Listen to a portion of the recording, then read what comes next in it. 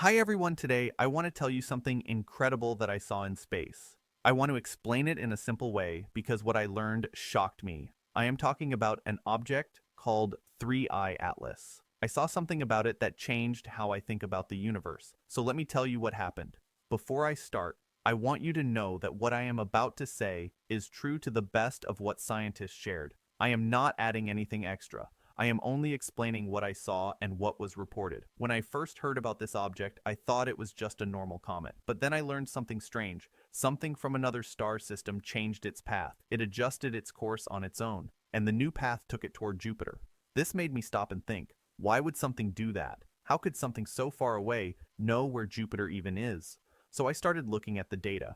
And the more I looked, the more shocked I became. Scientists shared something called the Jupiter coincidence. When I saw the numbers, I could not believe it. 3-Eye Atlas will pass Jupiter on March 16th, 2026, and the distance will be 53.445 million kilometers. Jupiter's hill radius is 53.52 million kilometers. These two numbers match almost perfectly. The difference is so small that it feels planned. Scientists said the match is within one part in 26,000. That is very exact. It made me wonder how something from another star could be so accurate. Then I learned something even stranger. 3-Eye Atlas sped up in a way gravity cannot explain. This is called non-gravitational acceleration. It happened near the sun, and the amount of speed change was just enough to push the object right into Jupiter's hill zone. If the object did not make that tiny change, it would completely miss the zone. It would not reach the perfect area near Jupiter. This zone is important. It is the place where Jupiter's gravity is stronger than the Sun's gravity. Scientists also said that the L1 and L2 points sit in this region. These are places where you can put objects with very little energy. If anything wants to stay near Jupiter without burning a lot of fuel, those points are perfect. When I learned that, I felt something was wrong. Why would an interstellar object aim exactly for these points? Why would it make the exact speed change needed to get there? I kept reading the reports.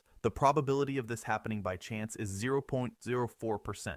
That is 4 in 100,000. Then I learned about the next anomaly. During July, August, and November, the object made a jet of material toward the sun. Yes, toward the sun. Comets do not do that. I saw the pictures from NASA's HiRISE camera on the Mars Reconnaissance Orbiter. The camera showed a glowing extension in the direction of the sun. Scientists said this was real material being pushed toward the sun. Normal comets never do this. Comets only look like they point toward the sun because of the viewing angle. But this was not an illusion. It was real. Some people said this jet could act like a shield. It could protect the object from tiny space rocks moving at 60 kilometers per second. These rocks hit with huge energy. Maybe the jet was stopping them. If this was true, then this was not acting like a natural object. Then I saw what happened near Mars. 3-Eye Atlas passed close to Mars, only about 30 million kilometers away, and 3 NASA missions watched it.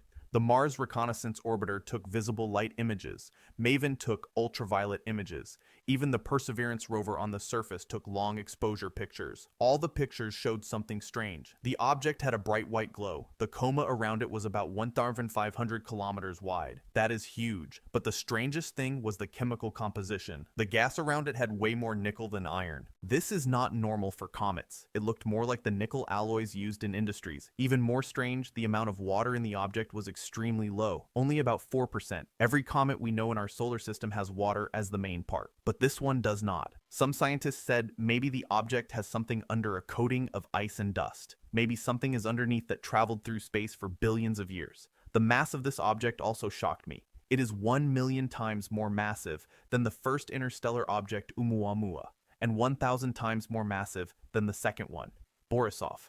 But it moves faster than both of them. This made no sense. There is not enough material floating around in space to randomly send something this massive toward us every few years. This made me think the path might not be random. Maybe it chose to come here. Another strange thing is the direction it came from. It moves opposite to the planets, but its path is within 5 degrees of the ecliptic plane. The chance of this is only 0.02%. Why would something from another star arrive in the exact plane where all our planets orbit? It felt like it aimed itself. Then the timing shocked me again. It reached Mars, Venus, and Jupiter at almost perfect distances, and at the most important moment, when it was closest to the sun, it was hidden behind the sun from Earth. We could not see it. We do not know what happened behind the sun. Then it brightened faster than any comet in history, and it turned blue, bluer than the sun. Some scientists wondered if something turned on, maybe an engine. Then I saw the jets again. They stayed straight for more than 1 million kilometers. Natural comet jets do not do that. They wobble when the comet spins. But these jets stayed in the same direction, even as the object rotated. When I learned this, I felt something was very wrong. If the jets were natural, then the object should be losing mass. But the object did not break apart. It stayed whole. So where did the force come from? The numbers did not match natural comet behavior. The jets needed more surface area than the object even has, unless the jets were coming from small points like thrusters. When I read that, I felt cold, because thrusters are not natural. Then I learned what might happen at Jupiter. The object will reach Jupiter's Hill sphere. If it releases anything there, those things will need to slow down a lot, because the object will be moving at 65.9 kilometers per second. But at that distance, Jupiter's escape speed is only 2.2 kilometers per second. So anything released must fire engines. That means we may find new objects orbiting Jupiter, objects we did not make. If that happens, then we will know. We will know we are not alone. When I learned what might happen near Jupiter, I felt a mix of fear and curiosity. I kept thinking about what it would mean if something was released there. Because Jupiter is not a small or unimportant planet. It is the biggest planet in our solar system. It has been shining bright for billions of years. Maybe that is why something from another star system came toward it. Maybe Jupiter is easy to see from far away. Maybe something was using it as a target. This thought stayed in my mind as I kept reading the reports. Scientists explained that 3I Atlas is not only unusual in one way, it is unusual in many ways at the same time. They listed every anomaly they found. When I went through that list, the numbers shocked me again. Each strange behavior had its own probability, but when they were combined, the total chance became so small that it did not feel random anymore. One anomaly might be okay, two might still be okay, but 20 anomalies? All at once, I could not ignore it anymore. I also learned about something called extreme negative polarization. This is the way light behaves when it bounces off the object. No comet ever measured had polarization this strong. Even 2I Borisov, the second interstellar comet, did not show numbers like this. Scientists said this might be linked to the strange sunward jet. Natural comets do not polarize light this way, so this was another piece of the puzzle. The more I saw, the more confused I became. Then I read something that made my hands feel cold. 3I Atlas came from a direction only 9 degrees away from the WOW signal. The WOW signal was detected in 1977. It lasted 72 seconds. It looked artificial. No one ever explained it. When the astronomer saw it, he wrote "WOW" on the paper. And now an interstellar object arrives from almost the same direction. This made me sit still for a long time. The probability of this match is 0.006, 6 in 1,000. Not impossible, but not normal either. It made me wonder if the signal and the object are connected. I am not saying they are. I am just explaining how strange it felt to see the numbers. Then I learned what scientists want to do next. They want spectroscopic measurements of the jets. They want to see what chemicals are inside them. They want to measure the speed of the jets. If the jets come from ice melting, they will look one way. If they come from thrusters, they will look completely different. This one test could answer everything. I am waiting for this test because it might explain the object once and for all. When 3I Atlas came out from behind the sun, something new happened. It got even brighter. Its ultraviolet activity increased. Its X-ray activity increased. Its color changed again. It looked like the object entered a new phase. This made scientists ask one simple question. Why now? Why after perihelion? Why did the object only show this new behavior after it passed the sun? No one has an answer to that yet. The images from NASA's Mars missions helped a lot.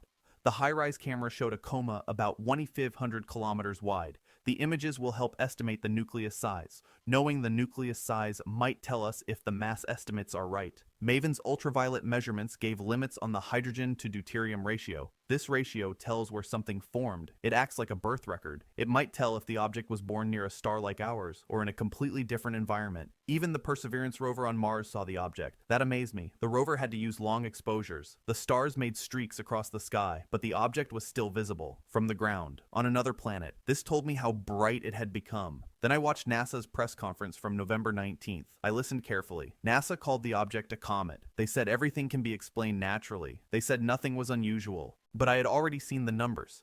I had already read the anomalies. I had already seen the data that did not match normal comets. So I felt confused. I respect NASA, but the explanations did not match what I was seeing. Then I looked again at the probability list. The scientists calculated each strange behavior. They multiplied the probabilities because each anomaly happened with the same object. The final number was extremely small, smaller than I expected, so small that it did not feel random. I tried to imagine that everything was natural, but the picture did not fit. If this object is natural, then everything we know about comets is wrong. Our books would need to be rewritten, our models would need to be replaced. But if even 1% of the behavior is artificial, then the meaning changes. Then it becomes something else, something we have never seen before, something that traveled across the galaxy with purpose, something that changed its path on purpose. Something that aimed for Jupiter with accuracy. This idea scared me and excited me at the same time. Scientists try to stay careful. They do not want to make wild claims. They want solid proof. They want data. That is good. But even they admit that the anomalies keep increasing.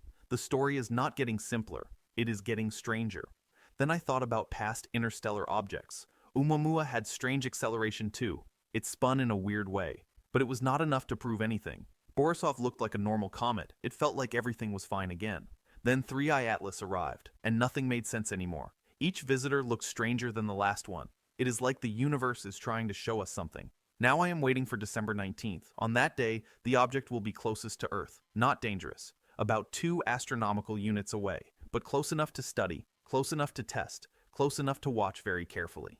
Astronomers around the world are preparing their telescopes. They want to gather as much data as possible. The next months will be very important. We will see if the object keeps brightening. We will see if new jets appear. We will see if the color changes again. Or maybe it will do something no one expects. When it moves toward Jupiter, things will get even more interesting.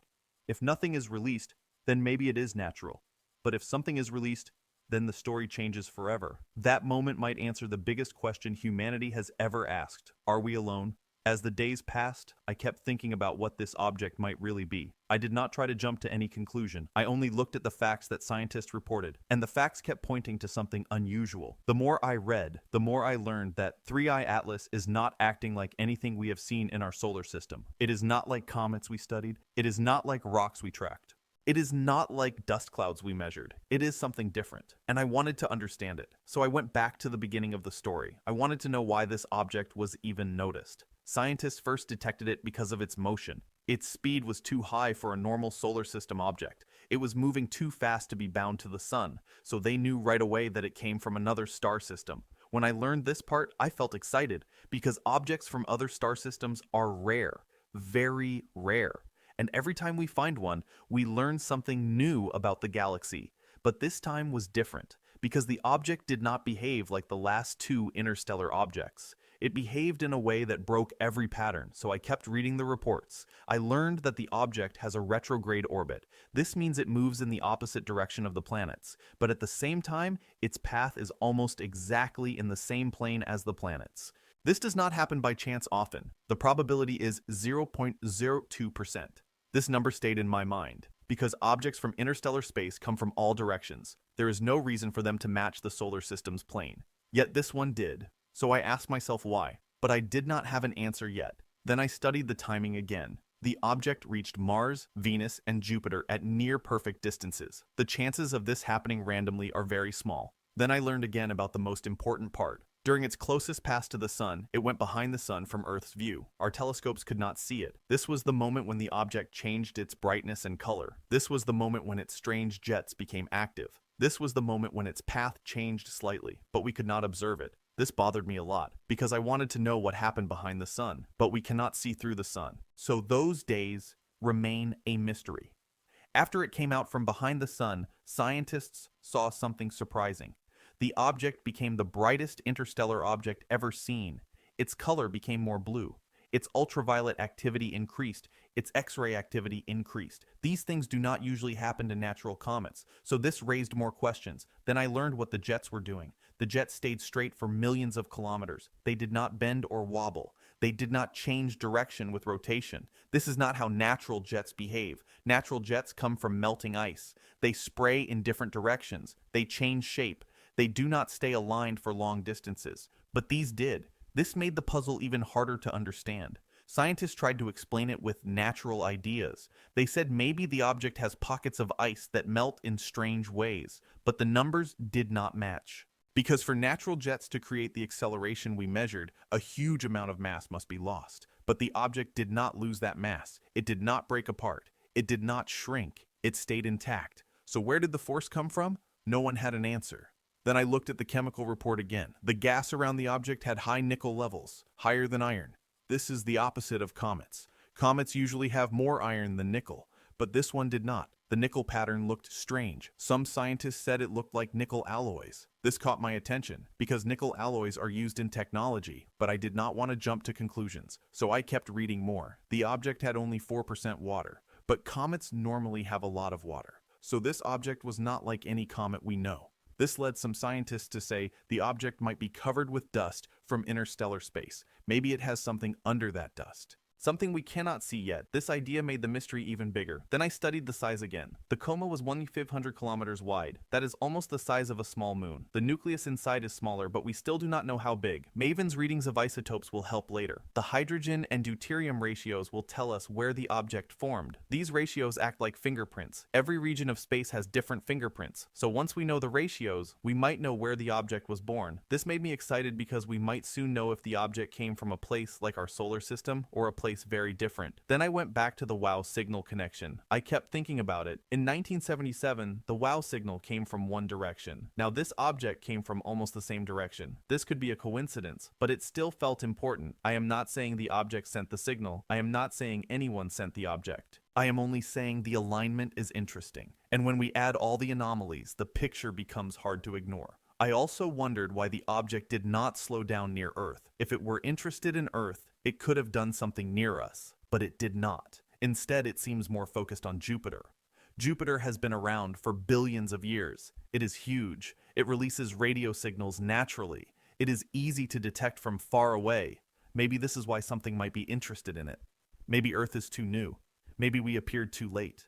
Maybe we are not the main target. These ideas made me think a lot, because it means we might not be the center of attention. And that felt strange, but still possible. As I waited for more updates, I read more scientific papers. Scientists from around the world were publishing their findings. They were confused too. They were trying to explain every anomaly with natural theories. Some ideas worked for one part, but then another part did not fit. It was like trying to solve a puzzle with missing pieces. The more they tried, the more questions appeared. This showed me how little we know about interstellar objects. Maybe the universe has far more types of objects than we imagined. Maybe we have only seen a tiny part of what exists. Maybe our knowledge is too small right now. So I kept reading, and every day, something new was reported, something that made the story even more strange. As more reports came out, I started to follow every update closely. I wanted to understand every part of this object. I did not want to assume anything. I only wanted to study the data the way scientists shared it. And the data kept showing new surprises. One of the first new things I learned was about the brightness curve. 3I Atlas brightened faster than any comet we have ever seen. It did not follow the normal pattern. Comets usually brighten slowly as they get close to the sun. But this one brightened suddenly. It changed color too. It turned more blue. Some scientists said that maybe something became active inside it, something that was not active before, but no one knows what it is. When I read that, I felt the mystery growing. Then I looked again at the direction it came from. It came from almost the same spot as the WOW signal. I kept thinking about this. I knew it could be a coincidence, but the numbers kept adding up. Another strange thing was the object's shape. We still do not know its exact shape, but early measurements showed it does not rotate the way normal comets rotate. Natural comets wobble. They spin in messy ways. Their jets wobble too. But this object's jets did not wobble. They stayed straight for millions of kilometers. This made scientists confused. I also learned that to create the acceleration we measured, a comet would need to lose a huge amount of mass. But this object did not lose that mass. It stayed together. It did not break. It did not split. Its shape stayed firm. So where did the push come from? That question stayed in my head. Scientists also studied the coma. The coma was very large and smooth, but natural comets have uneven comas, dust clumps, gas spreads in odd ways, but this coma looked too smooth. This made the mystery even deeper. Then I learned about the timing again. The object reached planets at times where observations could be made easily. Mars saw it. Venus missions tracked it. Jupiter will see it. The timing was almost perfect. Not perfect by 1 second, but perfect enough to make me stop and think. Then I saw another detail. The object hid behind the sun at the exact moment when it changed the most. If I wanted to hide something in space, this is the place I would choose. No one can see behind the sun. No telescope can track an object there. So those days remain a mystery. When it came out from behind the sun, it was brighter. It was more active. Its jets were stronger. Its color changed. All these changes happened while it was hidden. This made the story even more strange. Then I learned more about its path. Its path curves in a way that does not match natural forces perfectly. Scientists tried to explain the curve with gas pressure, but the numbers did not match. The acceleration was too clean, too smooth, too precise. This made the idea of natural activity harder to accept. I also read about the mass again. 3I Atlas is extremely massive, far more massive than other interstellar objects. There should not be many objects like this traveling through space, and even if they exist, the chance of one reaching our solar system is tiny. Yet here it is. This made me realize that something strange is happening. Then I studied the list of anomalies again. One anomaly can be ignored, 2 anomalies can be debated, but 20 anomalies happening in one object is hard to explain. It is not one weird thing. It is many weird things at the same time, and they all fit together in a strange way. I also studied the idea of the object using the sun's energy. Some scientists said the object might use sunlight in ways we do not understand. Maybe it has a surface that reacts to sunlight. Maybe it has materials we have never seen. I did not jump to any conclusion. I only noted the idea. Then I read more about the jets. The jets do not match natural patterns. Normal jets spread out, they curve, they twist. But these jets stay sharp, they stay straight, they stay aligned. This was one of the biggest mysteries for me. Then I studied the color more closely. The object became bluer than the sun. This is extremely unusual. Natural comets do not do this. So once again, the data did not match the simple explanation. The next strange thing was the speed. Its speed increased in a clean way, not messy or random. It increased just enough to reach Jupiter's hill sphere perfectly. This is the part that shocked me, because the hill sphere is the area where Jupiter's gravity takes over. This is the perfect place to drop something. If something wants to orbit Jupiter with little fuel, this is the place to go, and the object is headed exactly there. Then I studied the probability again. The chance of this alignment is 0.04%. This number stayed in my mind, because such precise alignment does not happen by chance often. Then I thought about March 16th, 2026. On that day, the object will reach its closest point to Jupiter. If anything is released there, we might detect it. Juno is already there orbiting Jupiter. We have other missions too. If something appears around Jupiter that we did not send, then we will know. This thought made me nervous. It made me excited too, because it means we might find something important. But it also means we might not be the main focus. Maybe something wants Jupiter, not Earth. Maybe Earth is not interesting yet. This idea changed how I think about our place in the universe. Then I looked at the upcoming dates again. December 19th is the closest approach to Earth. Scientists will study it carefully on that day. They will check its color, its brightness, its jets, its shape. They will study everything. Then the object will move toward Jupiter. Those months between December and March will be very important. Something new might happen, something unexpected. Scientists will use telescopes across the world. They will check if the jets change, they will check if the speed changes, they will check if the object breaks, or if it stays the same. I will follow every update, because this might be the most important thing I ever study. Then I read about what might happen after March. If the object releases something, we will know right away. If it releases nothing, we will keep studying it. Even if nothing is released, the anomalies remain. The strange path remains, the strange jets remain, the strange composition remains, the strange timing remains. Nothing will erase that. This object changed how I think about the universe. It showed me that we still know very little. It showed me that the universe might be more complex than we imagined. And it showed me that something from another star system can surprise us completely. As I kept reading more reports about 3I Atlas, I realized that this story was not slowing down. Every day, new details appeared. Every day, new measurements were shared. And every day, the object looked even more unusual. I wanted to understand everything clearly. I did not want to add anything extra. I only wanted to follow the facts exactly as scientists reported them. And the facts kept building into something I could not ignore. One of the things that stayed in my mind was how this object behaved near the sun. When it reached perihelion, it was hidden behind the sun from Earth. This was the moment when the object changed the most. It brightened in a strange way. It changed color. Its jets became more active. Its speed shifted slightly. All of this happened while we could not see it. Those days remain a blank space in the data. We have no direct images from that time. When the object came back into view, everything about it looked different. This made me wonder what happened behind the sun that we missed. I wanted to see those missing days, but no telescope can see through the sun, so all we can do is wait and observe what happens next. Then I studied the object's alignment with the ecliptic plane again. This still surprised me. Interstellar objects can come from any direction, but this object came almost perfectly aligned with the plane where all planets move. The chance of this happening randomly is very small. Scientists listed it as 0.02%.